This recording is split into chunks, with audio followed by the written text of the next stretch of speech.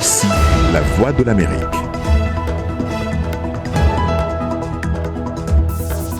Madame, Monsieur, bonsoir. Ravi de vous retrouver pour cette nouvelle édition de votre journal. Nous sommes en direct de Washington. On commence par les titres. Au moins 26 morts et de nombreux blessés en Centrafrique. C'est le résultat d'attaques menées par un groupe armé à Ouampende, dans le nord-ouest du pays. Les combats s'intensifient en Libye et l'émissaire de l'ONU parle du début d'une guerre longue et sanglante au moment où le maréchal Haftar est reçu à l'Élysée. Ici, aux États-Unis, alors que de multiples demandeurs d'asile attendent à la frontière mexicaine, la police d'immigration multiplie des initiatives pour réduire le flux migratoire.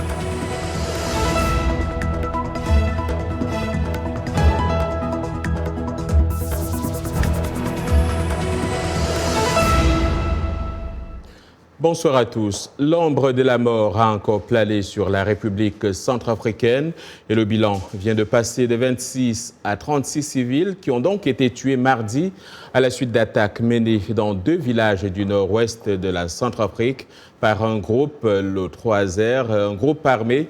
C'est le patron de la MINUSCA, la mission de l'ONU en Centrafrique, qui en a fait l'annonce aujourd'hui. Mankeur Ndiaye, représentant du secrétaire général de l'ONU en Centrafrique, a condamné sur Twitter et avec la dernière énergie ces tueries intervenues dans les villages de Gundjili et Djumdjum qui, on le disait, ont donc fait au moins 31 morts et de nombreux blessés. Il s'agit du massacre le plus important commis dans le pays depuis la signature le 6 février dernier d'un accord de paix entre le gouvernement et 14 groupes armés, parmi lesquels le groupe 3R, dont le chef Bissidi Suleiman alias Sidiki a été nommé le 25 mars conseiller spécial militaire auprès du Premier ministre. Et pour parler de cette actualité et de la situation sécuritaire en RCA, rendons-nous à Bangui, où nous attend Freeman Sipila, notre correspondant sur place. Freeman Sipila, bonsoir. Pour commencer, quels sont les derniers développements sur cette attaque qui a fait au moins ces 31 morts et des blessés? Et est-ce qu'il y a des motivations et que disent les autorités sur place? Oui, John, effectivement, c'est encore la consternation dans le pays. Le bilan, comme vous l'avez dit, pour le moment est revu à la hausse. On parle désormais de plus de 30 morts et de nombreux blessés. Le gouvernement et la MINUSCA ont donné cet après-midi une conférence de presse conjointe au cours de laquelle un ultimatum de 72 heures a été lancé au chef du mouvement 3R, responsable de ce massacre, pour qu'il mette à la disposition de la justice ces hommes présumés responsables de ces crimes et aussi de démanteler toutes les barrières tenues par ces éléments dans l'Ouampende.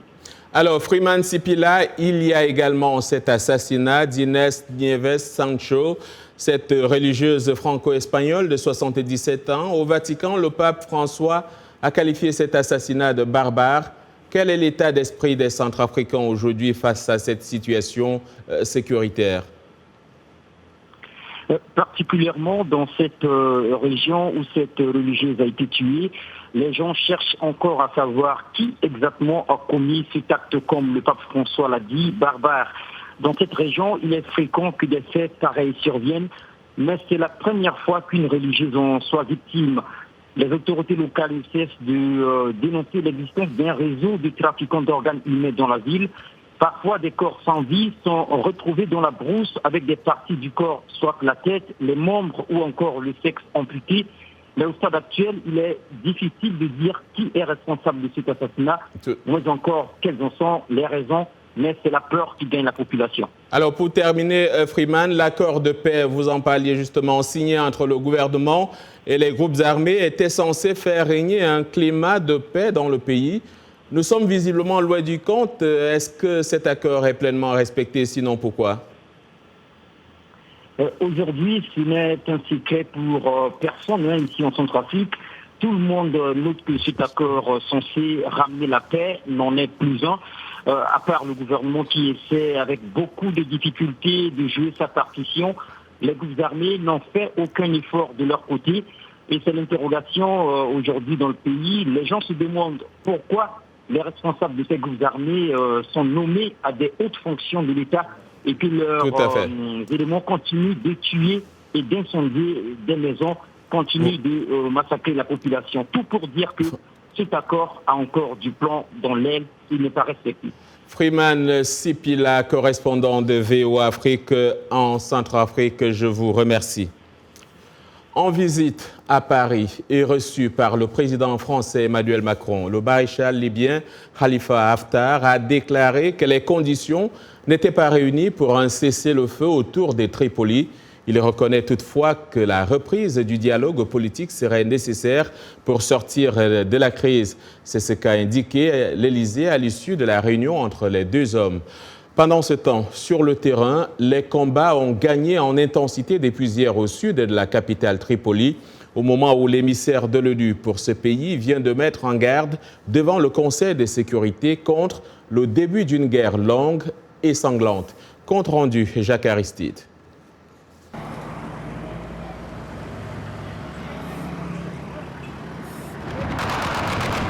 Des tirs ont été entendus à Tripoli. Il s'agit des affrontements les plus violents depuis le début en avril dernier de l'assaut des troupes du maréchal Haftar. L'homme fort de l'Est libyen est déterminé à prendre la capitale. Les forces du GNA, ce gouvernement d'union nationale, dirigé par Fayez al-Sarraj et reconnu par la communauté internationale, continuent toutefois de résister. Les combats ont fait 510 morts. D'après le dernier bilan, plus de 75 000 personnes ont également été obligées de fuir et plus de 100 000 autres sont prises au piège. Les appels à un cessez-le-feu ont été ignorés jusqu'ici par les deux camps. Pour l'ONU, cette bataille pourrait conduire à la division permanente du pays alors que les armes affluent à nouveau. Sans un mécanisme d'application robuste, l'embargo sur les armes imposé à la Libye deviendra une blague cynique. Certaines nations alimentent ce conflit sanglant. Les Nations Unies devraient y mettre fin. En visite à Paris pour des entretiens avec le président français Emmanuel Macron, le maréchal Haftar est notamment soutenu par les Émirats arabes unis et l'Égypte, alors que la Turquie et le Qatar appuient le GNA. Le positionnement des Occidentaux est qualifié d'ambigu. Pour des diplomates, la réunion d'hier n'a pas permis d'y voir beaucoup plus clair sur qui appuie qui.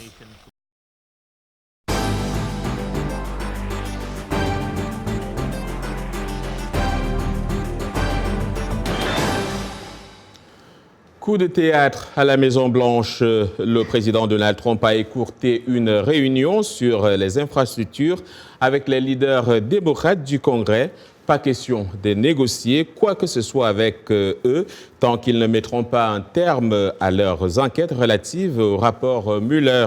La présidente démocrate de la Chambre des représentants, Nancy Pelosi, et le chef de file de la minorité démocrate du Sénat, Chuck Schumer, s'étaient rendus à la Maison-Blanche pour une réunion de suivi sur les infrastructures. À l'origine du courroux du chef de l'exécutif américain, les propos de Nancy Pelosi sur le refus de la Maison-Blanche d'autoriser l'interrogation par les législateurs des collaborateurs ou d'anciens conseillers du président Trump sur le rapport Mueller. Le bras de fer reprend donc de plus belle entre la Maison-Blanche et la majorité démocrate de la Chambre des représentants. Et nul ne peut dire quand il prendra fin. Je vous propose d'écouter tout d'abord Nancy Pelosi et Donald Trump. Nous croyons qu'il est important de suivre les faits. Nous croyons que personne n'est au-dessus de la loi, y compris le président des États-Unis.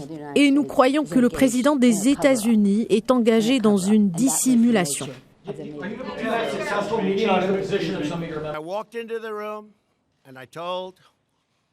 Je suis entré dans la salle et j'ai dit au sénateur Schumer et à la présidente Pelosi, je veux conclure un accord sur les infrastructures. Je veux le faire, plus que vous. Et je saurais très bien le faire, c'est ce que je fais d'ailleurs. Mais vous savez quoi? On ne peut le faire dans ces circonstances. Alors, mettez fin à ces fausses investigations.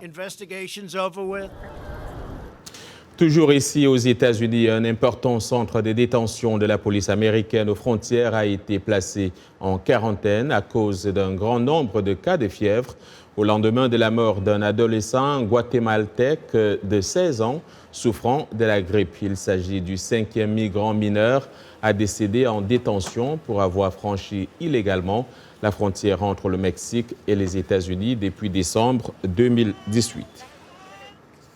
Nous parlions de frontières, restons-y. Alors que des milliers de demandeurs d'asile attendent à la frontière sud, beaucoup d'entre eux sont appréhendés de l'autre côté de la frontière par des agents de la patrouille des frontières américaines. Dans le cadre d'une initiative visant à réduire le flux, les agents ont organisé un exercice visant à montrer les risques et dangers auxquels les migrants sont confrontés lorsqu'ils tentent de franchir la frontière illégalement. C'est un reportage signé Célia Mendoza, le récit est d'Erzuma Compaoré. Le nombre de personnes traversant la frontière sud des États-Unis ne cesse d'augmenter. Le service des douanes et de la protection des frontières a arrêté à Tucson, en Arizona, plus de 100 000 migrants sans papier qui ont illégalement franchi la frontière en mars et avril, accompagnés de leurs familles. C'est très alarmant de voir des groupes de familles traverser des zones aussi dangereuses. Les agents des frontières ont souligné le problème pour les médias en faisant appel à des acteurs pour aider à recréer les dangers auxquels sont confrontés les migrants sans papier lorsqu'ils traversent la frontière avec des passeurs. Nous voulons envoyer le message que migrer avec des enfants est très dangereux, en particulier pour les enfants, et nous devons l'empêcher. Franklin Garcia et son fils ont quitté le Honduras et ont franchi la frontière américaine. Nous sommes entrés par la frontière de Sonora. Oui, nous sommes venus seuls. C'était très difficile. Parfois, nous avions très faim et nous n'avions pas d'eau. Garcia et son fils attendent à la gare routière pour poursuivre leur voyage à travers les États-Unis. Ils font partie des milliers de migrants qui ont traversé la frontière illégalement. Pour arrêter un groupe de 400 personnes au milieu de la nuit, l'agence a très peu de temps pour se préparer.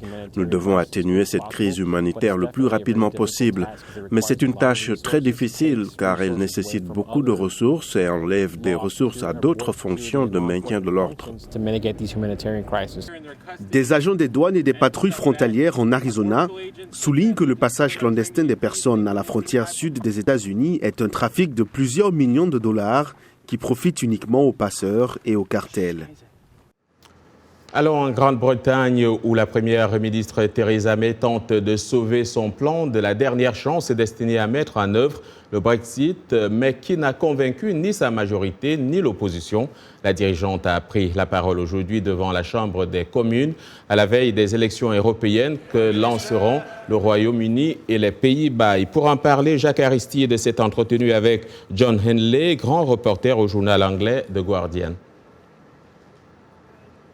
Le problème, c'est que ce qu'elle a proposé, c'était essentiellement ce qu'elle avait déjà proposé et qui a été rejeté à 3 reprises par la Chambre des communes. Et la réaction a été tellement forte de la part des députés des deux côtés, des deux partis principaux, le Labour et les conservateurs, qu'il semble très peu probable que sa nouvelle proposition va passer. Et même, on dit aujourd'hui à Londres qu'il est tout à fait possible qu'elle ne le ramène même pas devant le Parlement, tellement petit qu'ils sont avec les chances que ça va passer. La Grande-Bretagne sera toujours dans l'impasse parce qu'essentiellement, l'arithmétique, les maths parlementaires n'ont pas changé. Il n'y a pas de majorité dans la Chambre des communes, soit pour No Deal, soit pour le deal de Theresa May, et soit pour Remain, donc rester dans l'Union européenne. C'est à ce moment-là, peut-être qu'un deuxième référendum est possible, mais je dirais plus probable serait probablement de nouvelles élections. Et puis, conflit israélo-palestinien, Jason Greenblatt, le conseiller de Donald Trump pour le Proche-Orient, a appelé les Palestiniens à participer à une conférence organisée à Manama les 25 et 26 juin prochains lors d'une réunion du Conseil de sécurité des Nations Unies. Vous regardez Le Monde aujourd'hui en direct de Washington sur VOA Afrique.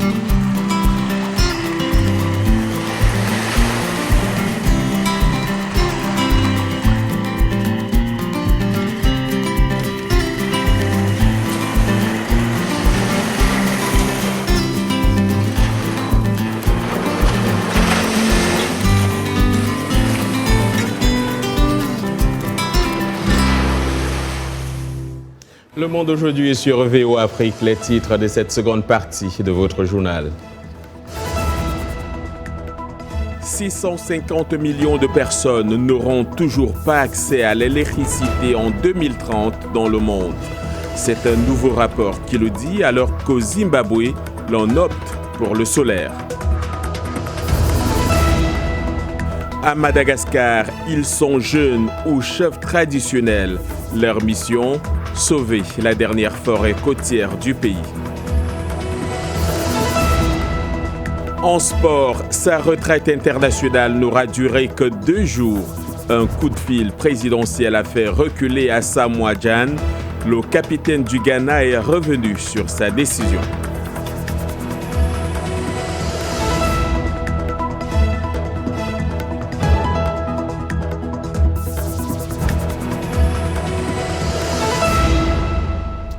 Si vous regardez ce journal, il y a de fortes chances que ce soit grâce à l'électricité. Eh bien, selon un rapport qui vient d'être rendu public par 5 institutions internationales, l'accès à l'énergie a considérablement progressé ces dernières années. Le nombre de personnes sans électricité passant de 1,2 milliard en 2010 à 1 milliard en 2016 et à environ 840 millions en 2017. Ce rapport note toutefois que 650 millions de personnes au total n'auront toujours pas accès à l'électricité en 2030 dans le monde, essentiellement en Afrique subsaharienne, si aucun engagement politique fort n'est pris. Le taux d'électrification mondiale a en outre atteint 89% et 153 millions de personnes supplémentaires ont accès à l'électricité chaque année. Le rapport met en lumière le retard pris en matière d'utilisation d'énergie renouvelable pour le chauffage et les transports. Ces énergies comptaient pour 17,5% de la consommation d'énergie totale en 2016 contre 16,6% en 2010. Énergie toujours, les Zimbabwéens, eux, se tournent vers le solaire pour suivre des longues coupures imposées par le gouvernement à cause des pénuries de carburant. Le nouveau ministre de l'Énergie a demandé lundi aux Zimbabwéens de proposer au gouvernement des solutions à long terme pour résoudre les problèmes chroniques d'énergie du pays. Reportage de Columbus Mavunga à Harare, le récit est de Lundiaï. Ces longues coupures d'électricité sont dues, selon le gouvernement, au faible niveau d'eau dans le barrage de Kariba, à la frontière de la Zambie, la principale source d'hydroélectricité du pays. Cet homme de 33 ans possède un salon de coiffure dans la banlieue d'Harare. La semaine dernière, il s'est acheté un système à énergie solaire pour environ $250. Ce qui m'a fait acheter ce système à énergie solaire, ce sont les coupures d'électricité. Nous pouvons passer 8 heures sans courant ou même un jour entier. 8 heures, c'est une journée de production et je dépends du courant pour gagner de l'argent pour la nourriture et le loyer. Donc si vous manquez une journée de production, ça veut dire que l'argent est parti. L'énergie propre n'est pas à la portée de beaucoup de Zimbabwéens. Pourtant, les compagnies de systèmes solaires disent que le marché est en hausse et que beaucoup de clients voient les bénéfices de l'utilisation de cette nouvelle source d'énergie. C'est en réalité moins cher que l'électricité. Les gens sont principalement intéressés par les onduleurs de rechange, même des chauffe-eau solaires. Les gens se rendent compte des bénéfices.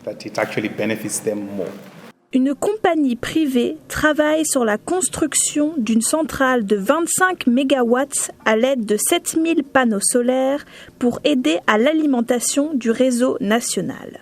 Central Grid est située à 50 km au nord-ouest d'Harare. Même avec l'investissement de 5 millions de dollars, la compagnie a non seulement besoin de 25 millions de plus, mais dit aussi qu'elle a des problèmes concernant l'accès à la devise étrangère, ce qui ralentit la marche du projet. Direction Madagascar, à la rencontre d'un groupement composé de jeunes gens et des chefs traditionnels. Ils travaillent ensemble pour sauver la dernière forêt côtière du pays. Les précisions avec Irénée Herman Umbo. Ces volontaires participent à une patrouille matinale dans le cadre d'une bataille visant à protéger Vohibola, la dernière forêt côtière dans l'est de Madagascar. Cette forêt fait 2000 hectares. Alors 500 hectares est détruit par le feu et braconnier. Le tourisme à Madagascar rapporte 390 millions de dollars par an. Comme beaucoup de forêts tropicales humides de l'île, cette région attire particulièrement les touristes. Elle est d'autant plus attractive à cause de ses lumériens, ses caméléons et ses grenouilles toxiques. Mais la vie végétale et animale y est menacée par l'urbanisation, ce qui affecte les moyens de subsistance locaux. Les villageois tributaires du tourisme ont alors décidé de protéger ce qui reste de la forêt locale. Il est là. Donc on porte plainte contre l'autorité locale pour abus de pouvoir, pour destruction de la forêt et diffamation. Il n'y a plus de pluie, les ressources en eau deviennent insuffisantes. La terre s'appauvrit et nous luttons pour arroser nos cultures. Dès que j'ai appris qu'il y avait une forêt à protéger, j'ai immédiatement couru rejoindre les rangs des rangers. Les jeunes de mon âge doivent comprendre qu'il est important de sauver la forêt. Les chercheurs disent que plus de la moitié de la forêt de Vohibola a déjà été détruite. Et il est l'heure d'accueillir Yacouba Ouedraogo pour les dernières nouvelles en sport. Yacouba, on commence par le basket. Bonsoir. Bonsoir John et bonsoir à tous. On commence effectivement par le basket où le mano à mano est lancé entre Toronto et Milwaukee. Désormais 2-2, 2 victoires partout dans la finale de la conférence Est après la démonstration de la franchise canadienne 120-102. La nuit dernière à domicile, les Raptors se sont relancés grâce à une impressionnante prestation collective alors que leur meilleur marqueur Kawhi Leonard était diminué par une blessure. Le prochain match aura lieu demain dans la salle des Bucks. Le vainqueur de ce duel sera opposé à partir du 30 mai au double champion NBA en titre Golden State, vainqueur 4-0 de Portland en finale de la conférence Ouest. Et puis, en athlétisme, Michael Rotich a été suspendu 10 ans pour corruption et condamné à payer une amende de $5,000. Ainsi en a décidé la commission d'éthique de la Fédération internationale d'athlétisme. L'ancien manager de l'équipe kenyane d'athlétisme aux Jeux de Rio est accusé d'avoir prévenu contre rémunération des athlètes de contrôle antidopage imminent. Il avait été épinglé en août 2016 par un reportage du Sunday Times où il proposait à des journalistes qui se faisaient passer pour des agents d'athlètes de les prévenir en avance de futurs contrôles antidopage contre $10,000. Il a 21 jours pour faire appel devant le tribunal arbitral du sport. Football à présent, sa retraite internationale n'aura duré donc que 2 jours. Un coup de fil présidentiel a fait reculer Asamoah Gyan sur une demande du président ghanéen. Le capitaine des Black Stars est revenu sur sa décision de prendre sa retraite internationale à quelques semaines du début de la CAN en Égypte. Une demande présidentielle ne se refuse pas. J'ai pris la demande de son Excellence Nana Addo Dankwa Akufo-Addo en considération et je me rendrai disponible pour une sélection. Par le coach Kwesi Appiah a annoncé l'attaquant de 33 ans. Dans un communiqué, lundi, il avait décidé de prendre sa retraite internationale pour protester contre l'intention du sélectionneur de ne pas le nommer capitaine à la CAN qui débute le 21 juin donc en Égypte. Direction le Cameroun pour finir avec du foot féminin. À Yaoundé, la capitale, 70 adolescentes pensionnaires du Rai Football Academy partagent la même passion, le football, et le même rêve de devenir footballeuses professionnelles. Dans ce sport dominé par la forte présence des hommes, ces filles travaillent d'arrache-pied pour se réaliser et accomplir leur ambition. Allons sur les traces de l'une d'entre elles, la capitaine de l'équipe, Gaëlle Achiri. Une scène ordinaire et familière sur les routes de terre des quartiers défavorisés de Yaoundé. Des enfants jouent au football. Parmi eux, Gaëlle Achiri, 17 ans, seule fille du groupe, son rêve, devenir footballeuse professionnelle. C'est ainsi que j'ai commencé à jouer au football dans le quartier avec mes camarades et mes frères. Comme vous venez de le voir, c'est comme ça que j'ai commencé. Nous organisions généralement des tournois où un quartier joue contre un autre quartier. Gaëlle a été piquée par le virus du foot à l'âge de 13 ans en regardant ses cousins jouer. Elle s'y est alors essayée un jour et depuis, son amour pour le ballon rond ne cesse de grandir. Détectée, elle a rejoint le club local du Rai Football Academy, Fondée en janvier dernier par la vedette du pays, Gaëlle Nganamuit, là, Achéri a retrouvé 69 autres filles passionnées du sport roi. C'était juste un autre monde. J'ai été obligée de faire des abdos, forcée de faire tout le travail dur pour atteindre un niveau où les larmes coulent généralement mélangées à de la sueur parce que les exercices étaient si difficiles. Chaque jour après l'école, Achéri s'entraîne sur le même terrain où son idole et homonyme Gaëlle Nganamuit a appris à jouer avant de devenir professionnelle. Une véritable source d'inspiration pour elle et ses coéquipières. La première chose de la fondation, c'est de former des jeunes filles, de donner au Cameroun un vivier de footballeuses capables de remplacer ces Gaëlle Nganamuit en sélection nationale, beaucoup plus tard être professionnelles. Oui, devenir footballeuse professionnelle comme Gaëlle Nganamuit, attaquante du club espagnol de Malaga, qu'elles pourront voir jouer avec le Cameroun en juin prochain à la Coupe du Monde féminine France 2019. Courage, jeune fille, et à vous, on se dit à demain. Merci Yacouba Ouedraogo. On va rester avec les femmes en parlant d'arts martiaux et c'est au cœur de la capitale égyptienne, autrefois pratiqué pour combattre le colonialisme. Ce sport aide maintenant les dizaines de femmes à faire face au harcèlement quotidien. Les femmes, principalement des adolescentes et des jeunes adultes, se réunissent chaque semaine au centre culturel indonésien du Caire et s'entraînent pour améliorer leur capacité d'autodéfense et leur forme physique. Avec l'aide d'étudiants indonésiens qui étudient en Égypte, plus de 1200 femmes et enfants pratiquent désormais ce sport, selon une étude réalisée l'année dernière par la fondation Thomson Reuters. Le Caire était la ville la plus dangereuse au monde pour les femmes.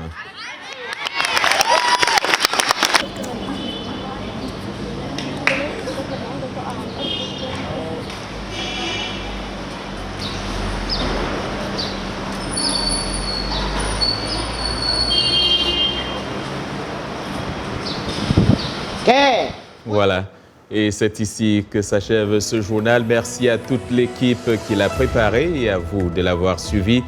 Demain est un autre jour. D'ici là, excellente soirée à toutes et à tous.